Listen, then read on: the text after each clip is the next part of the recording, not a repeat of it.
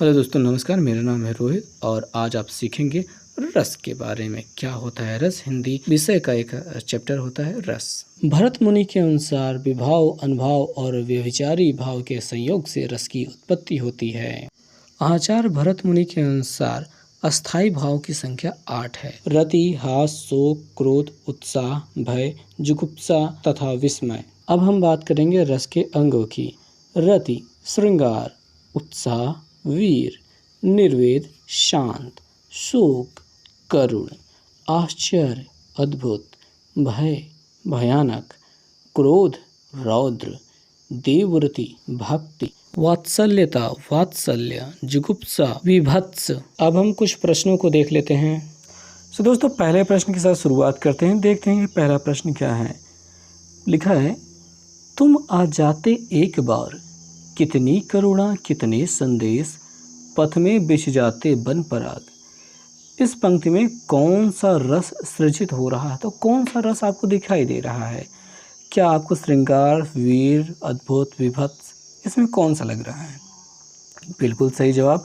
आप सही समझ रहे हैं कि यहाँ पे श्रृंगार रस है। कारण यही है कि यहाँ पे पथ में बिछ जाते बन पराग, कितनी करुणा कितने संदेश, किसी नायिका के बारे में कहा जा रहा है जो अपने नायक को या फिर प्रेमी को याद कर रही है। एक शानदार अनुभव। नेक्स्ट क्वेश्चन देखते हैं। इसमें है, माता ऐसा बेटा जनिए, कै सूरम कै भक्त कहाय। अब यहाँ पे सूरम माने सूर, मतलब सूरवीर से संबंधित है। अब जहाँ पे भी सूरवीर से संबंधित है, माता को बेटे को जन्म देने की बात की जा रही है, तो सीधा सीधा ये वीर रस है। आपको वीर रस की प्राप्ति यहाँ पे हो रही है। आपको उत्तेजित किया जा रहा है कोई विशेष कार्य करने के लिए। Next question. दुख ही जीवन की कथा रही, क्या कहूँ आज जो नहीं कही। दुख ही तो जीवन की कथा रही। अब इसमें क्या कहना चाहता है? क्या करुण रस है, श्रृंगार है, विभत्स से अद्भुत है? श्रृंगार तो बिल्कुल भी नहीं है। यहाँ पे कोई प्रेम प्रेमिका, नायक नायिका नहीं हो रहा है।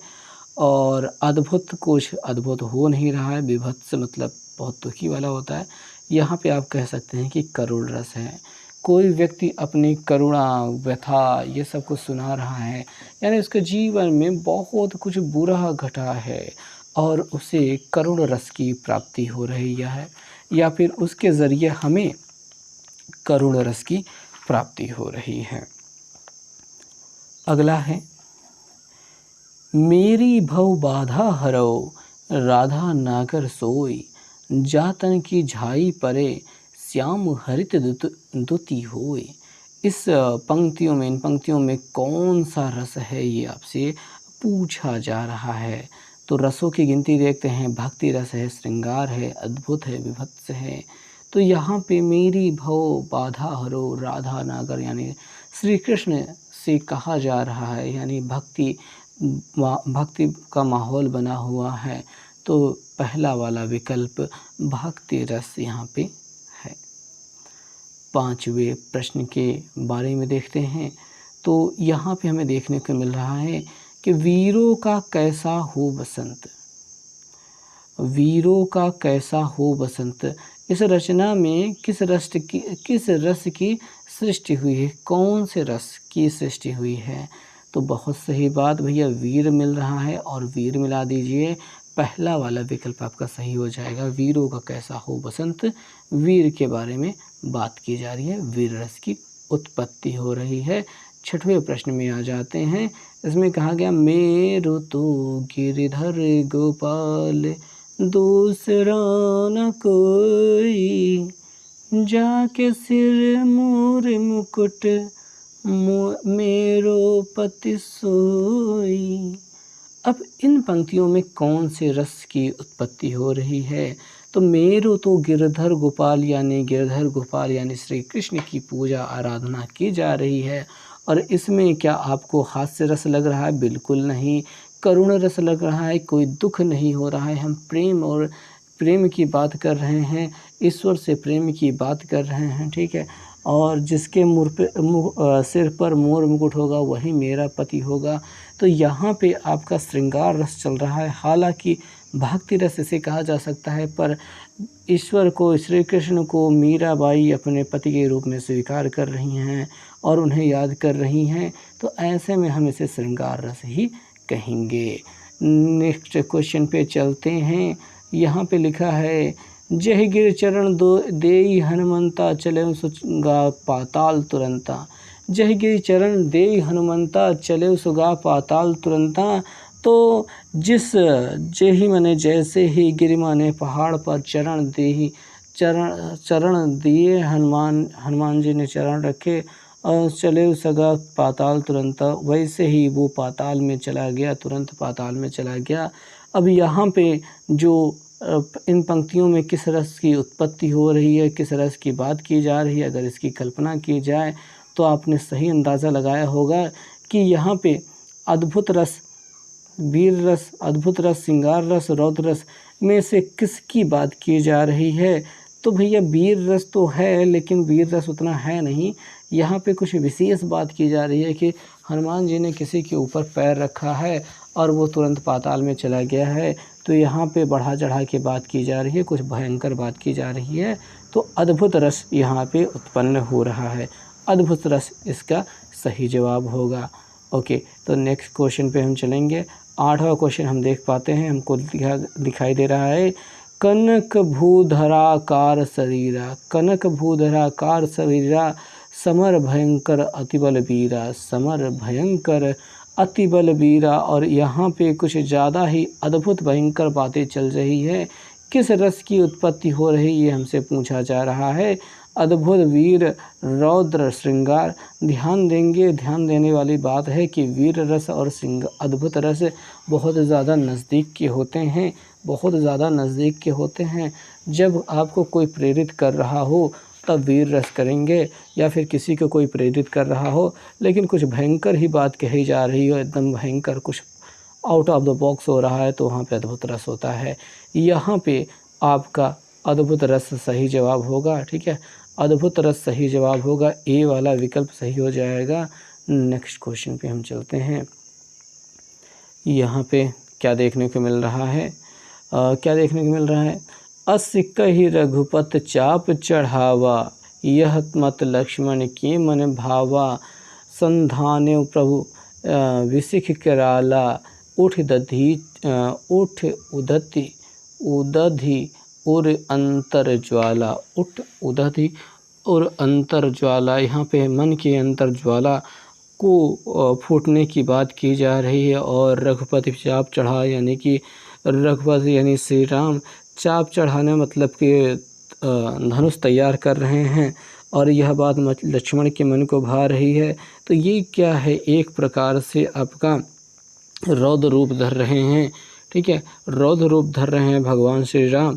ठीक है, तो ये है आपका रौद्र रस। ठीक है, रौद्र रूप धर रहे हैं, यानी कि बहुत ही भयंकर बात होने वाली है, अद्भुत।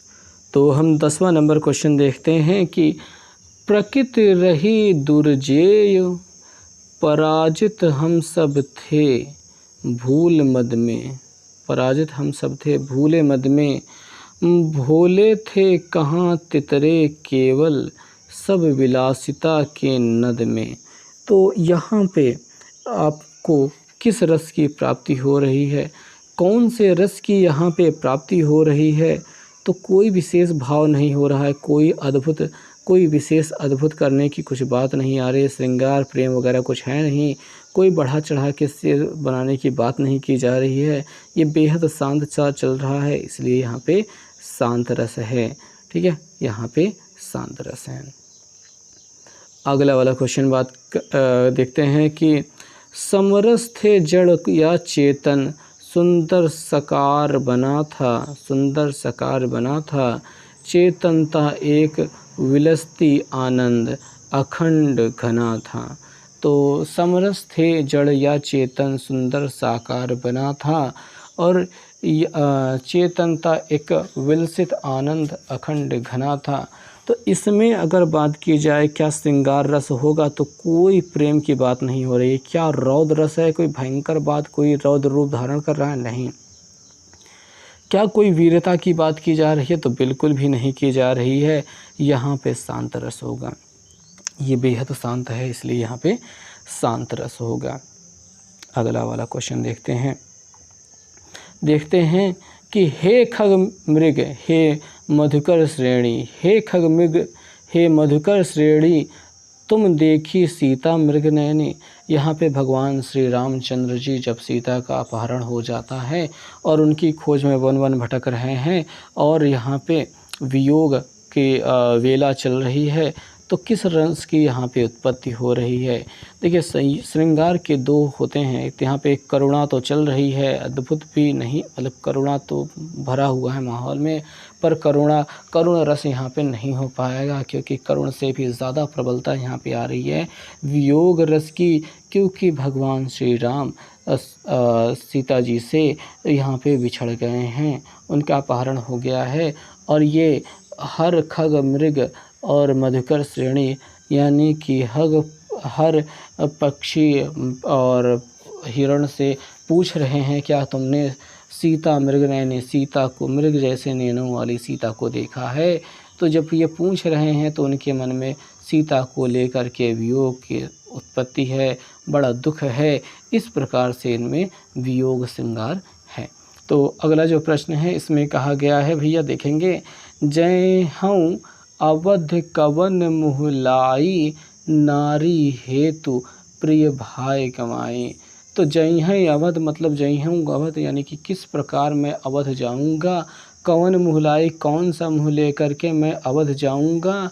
नारी हेतु प्रिय भाई गवाई, ये उस समय का वर्णन है जब भगवान श्री राम लक्ष्मण के वियोग में रो रहे थे।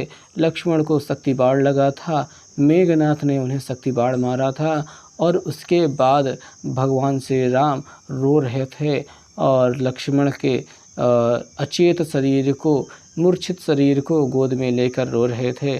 और उसी समय ये कहते हैं कि जय हूँ अवध कवन मुँह लाई, नारी हेतु प्रिय भाई गवाई, अर्थात अपने भाई को सीता के बदले, सीता जी के बदले गवा दिए हैं, यानी कि सीता जी को लेने ही तो जा रहे थे लंका में, और उसी के बदले इनके भाई की ये हाल हो गई।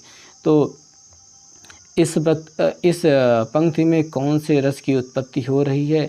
क्या ये रौद्र रस है? नहीं है। भयानक है? नहीं है। करुण रस है? हाँ बिल्कुल, यहाँ पे करुण रस है।